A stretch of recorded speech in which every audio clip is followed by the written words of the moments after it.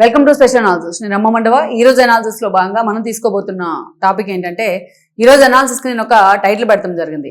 అన్నామలైని ఏడిపించిన పాపం ఊరికే పోతుందా, తమిళనాట బీజేపీ తప్పడడుగులు అని చెప్పేసి నేను టైటిల్ పెట్టడం జరిగింది. ఆ అంశం గురించి మనం మాట్లాడుకునే ప్రయత్నం చేద్దాం. ఇక్కడ చూసినట్లయితే ఈ రోజున తమిళనాట బీజేపీ ఈ ఎన్నికల్లో ఏం సాధించింది అంటే ఒక్క సీటు మాత్రమే సాధించింది. గత ఎన్నికల సమయంలో 21లో ఆ పార్టీ తరఫున గెలిచిన స్టాల్ వార్డ్స్ లాంటి నేతలు, వనతి శ్రీనివాస్ లాంటి నేతలు కూడా ఈసారి ఓడిపోవడం జరిగింది. ఎందుకు బీజేపీకి ఈ పరిస్థితి వచ్చింది అంటే, ఒక్క మాటలో మనం చెప్పుకోవాల్సింది ఏంటంటే, పళనిస్వామి పట్టుకొని ఆయన అదేదో చెప్తారు కదా, కుక్కతోక పట్టుకొని గోదావరి ఇదినట్టుగా పళనిస్వామిని నమ్ముకొని ఈ రోజు బీజేపీ నిండా మునిగింది తమిళనాడులో. ఏ స్థాయిలో ఆ పరిస్థితి, పళనిస్వామిని నమ్ముకున్న కారణంగానే ఈ రోజు అన్నామలైని పక్కన పెట్టాల్సి వచ్చింది. పళనిస్వామిని నమ్ముకున్న కారణంగానే ఈ రోజు అన్నామలైని ప్రచారానికి కూడా దూరంగా ఉంచాల్సి వచ్చింది. ఈ రోజు పళనిస్వామిని నమ్ముకున్న కారణంగానే పన్నీర్ సెల్వన్ కూడా బయటికి పంపించాల్సి వచ్చింది. పోనీ ఈరోజు ఎన్నికలు అయిపోయిన తర్వాత అలాంటి పళనిస్వామి ఏమైనా సాలిడ్గా బీజేపీ కోసం నిలబడ్డారంటే, ఈరోజు పరిగెత్తుకుంటూ వెళ్ళి విజయ్కి మద్దతిస్తానంట మాట్లాడుతూ ఉన్నారు.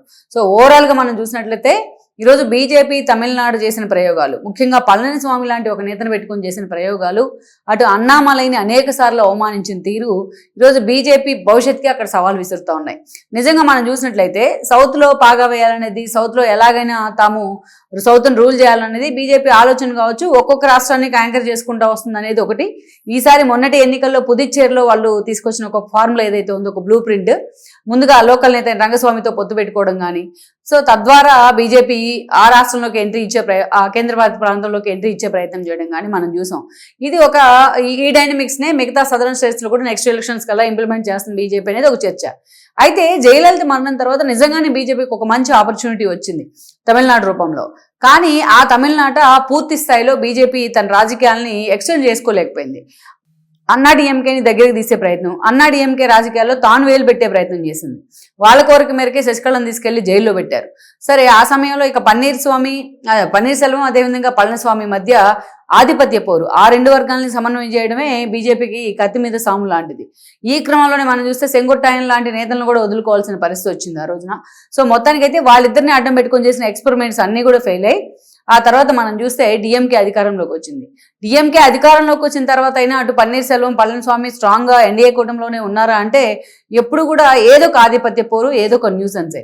ఈ క్రమంలో ఏం జరిగింది, ఆ పళనిస్వామి ఆధిపత్య పోరును తట్టుకోలేక పన్నీర్ సెల్వం బయటకు వెళ్ళిపోయినాడు, డిఎంకేలో జాయిన్ అయ్యారు ఆయన వెళ్ళి.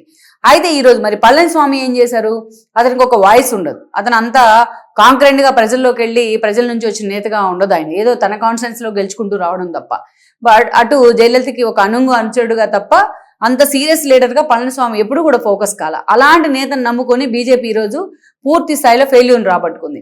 కేవలం పళనిస్వామి చెప్పాడనే అన్నామలైని బీజేపీ టార్గెట్ చేసింది.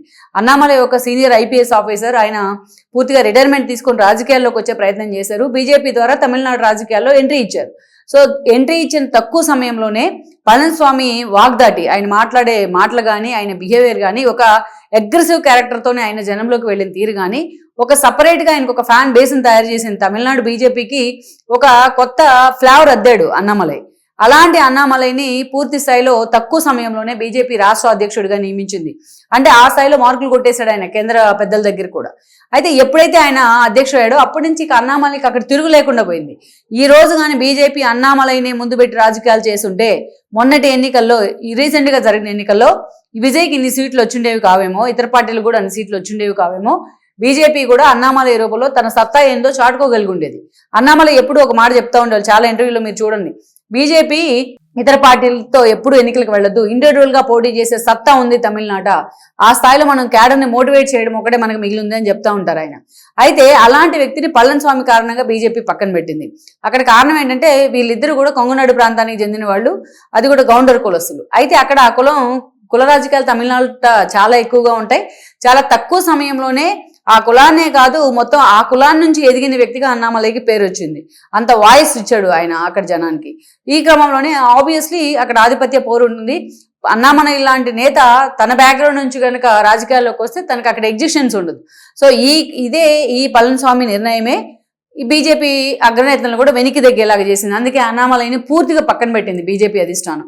ఎంత పక్కన పెట్టిందంటే ఆల్ ఆఫ్ సడన్ అధ్యక్ష బాధ్యతల నుంచి పక్కన పెట్టి నయనార్ నాగేందర్ని అక్కడ ఏదైతే ప్లాన్ చేసే ప్రయత్నం చేశారు అధ్యక్షుడు హోదాలో. ఈ క్రమంలో ఇక్కడ నయనార్ నాగేంద్రకి పళనిస్వామికి మంచి సంబంధాలు ఉన్నాయి. అప్పుడు అన్నాడీఎంకేలో కూడా ఆయన మంత్రిగా చేసిన అనుభవం ఉంది. సో అందుకే పళనిస్వామి కూడా కామ్ అయిపోయారు నయనార్ నాగేంద్రని పెట్టిన తర్వాత. ఈ పరిణామాలు జరిగిన తర్వాతే బీజేపీ డౌన్ ఫాల్ స్టార్ట్ అయింది. అక్కడ అన్నామలై కూడా నాకెందుకు ఈ పరిణామాలు అన్నట్టు అంత గతంలో లాగా అంత అగ్రెసివ్నెస్ తగ్గించి బీజేపీ కోసం మాట్లాడుతున్నారు, కానీ తన ఇంటెన్స్ తగ్గించాడు, తన వాయిస్లో కానీ తన యాక్టివిటీలో కానీ. అయితే మొన్న ఎన్నికలు వచ్చిన సమయంలో అదే పళనిస్వామిని నమ్ముకొని ఈరోజు బీజేపీ ఎన్నికలకు వెళ్ళింది. బట్ ఆ సమయంలో కనీసం అన్నామలైని ప్రచారాన్ని కూడా వాడుకోలేదు. పళనిస్వామి సలహా ఇచ్చాడనే కారణంతో, ఆయన ఒప్పుకోరనే కారణంతో అన్నామలైని పూర్తిగా ఎన్నికల నుంచి కూడా పక్కన పెట్టారు. అతనికి టికెట్ లేదు. సో పూర్తిగా అతన్ని పక్కన పెట్టే ప్రయత్నం, పార్టీ నుంచి బహిష్కరించడం తప్ప మిగతా అన్ని చేశారు. అందుకే ఆయన సైలెంట్ గా మాట్లాడకుండా ఉండిపోయినారు. ఇవాళ ఆ ఎలక్షన్లో ఎక్కడ ప్రచారంలో కూడా పాల్గొనకుండా కూల్గా ఉన్నారు ఆయన. అయితే ఈ రోజు పళనిస్వామి కనీసం ఆ క్రెడిబిలిటీనైనా మిగిల్చాడా? ఇంత నమ్మింది కదా అతను బీజేపీ. ఈ రోజు అలా విజయ్కి 108 సీట్లు వచ్చాయి, ఇంకో 10 సీట్లు కావాలి ఆయన ముఖ్యమంత్రి కావాలంటే. ఈ సందర్భంలోనే అటు కాంగ్రెస్ నుంచి మద్దతు తీసుకున్నారు, ఒక 5 సీట్లు వచ్చాయి, ఇంకొక 5 సీట్లు కావాలి. ఈ రోజు పళనిస్వామి విజయ్ పిలవకపోయినా పరిగెత్తుకుంటూ వెళ్లి విజయ్కి మద్దతు ఇచ్చే పరిస్థితిలో ఉన్నారు. ఇక్కడ బీజేపీ జాంతానే పక్కలో ఉన్న వాళ్ళందరూ అవసరం లేదు, ఆ స్థాయిలో తన క్రెడిబిలిటీని లూజ్ చేసుకోవడానికి కూడా ఆయన సిద్ధంగా ఉన్నారు. సో ఈ రోజు బీజేపీకి ఏం న్యాయం చేసినట్టు అతను తన క్రెడిబిలిటీ కూడా పోయే విధంగా ఈ రోజు విజయ్ అడగడంతోనే పరిగెత్తుకుంటూ వెళ్ళి తనకు మద్దతు ఇచ్చేందుకు అతను సిద్ధం అవుతున్నారు. అంటే బీజేపీ ఉన్నా ఒకటే ఊడినా ఒకటే అన్నట్టు అతను బిహేవ్ చేస్తూ ఉన్నాడు. ఇలాంటి పళనిస్వామి కోసం, ఇలాంటి వ్యక్తి కోసం ఈరోజు బీజేపీ పూర్తిగా తన పార్టీని నమ్ముకున్న అన్నామలైని పక్కన పెట్టింది. ఆయన పూర్తి స్థాయిలో ఆయన రాజకీయ జీవితం లేకుండా చేసింది.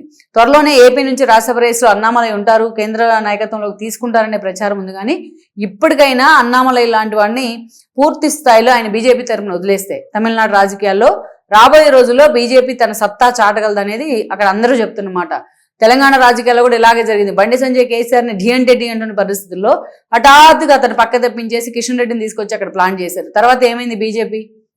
సో అందుకనే అయితే ఎక్కడైనా సరే గట్టి వాయిస్ ఉన్న నేతలతో ఇతర పార్టీలకో, పొత్తులో ఉన్న పార్టీలకో థ్రెట్ ఉంటుంది. కానీ ఆ పొత్తులు అనేవి తాత్కాలికమే. అల్టిమేట్గా పార్టీ జెండా నిలబడాలి అంటే అన్నామలై లాంటి వ్యక్తులు, బండి సంజయ్ లాంటి వ్యక్తులు కావాలి పార్టీకి. వాళ్లే ఒక మాబ్ సైకాలజీ ఉన్న వ్యక్తులు. సో బీజేపీ చిన్న వాస్తవాన్ని గ్రహించలేక చేసిన ఎక్స్పెరిమెంట్ ఏదైతే ఉందో పళనిస్వామి రూపంలో, అవి పూర్తిగా ఒక ఫెయిల్యూర్ని అయితే తమిళనాడు బీజేపీకి మిగిల్చిందని అనుకోవచ్చు.